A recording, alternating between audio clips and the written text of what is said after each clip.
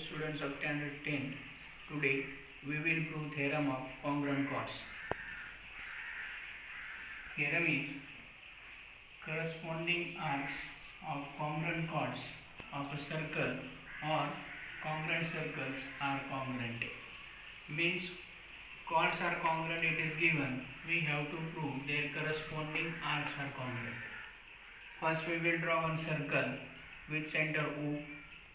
Take two chords PQ and RS are congruent. Now given O is the center of a circle, chord PQ is congruent to chord RS. Now prove that arc PMQ is congruent to arc RNS. Now here chord PQ and chord RS are congruent and their corresponding arcs are these two, P and Q, and chord R and S. So we have to prove these two arcs are congruent. Now construction is draw seg OP, seg OQ, seg OR and seg OS. Here is OP, OQ, OR, OS. Now prove.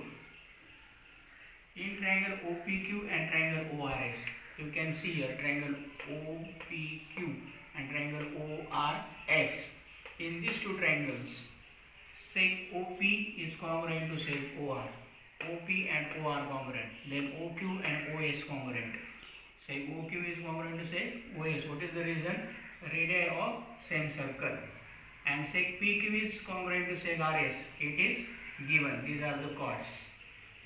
Therefore, triangle OPQ is congruent to triangle ORS by yes test.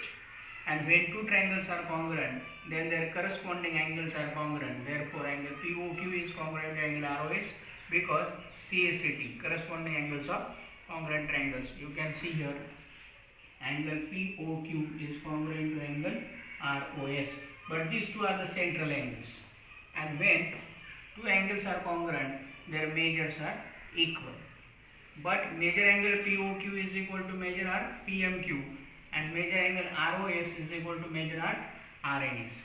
Angle O POQ is equal to major arc PMQ and major angle ROS is equal to major arc RNS.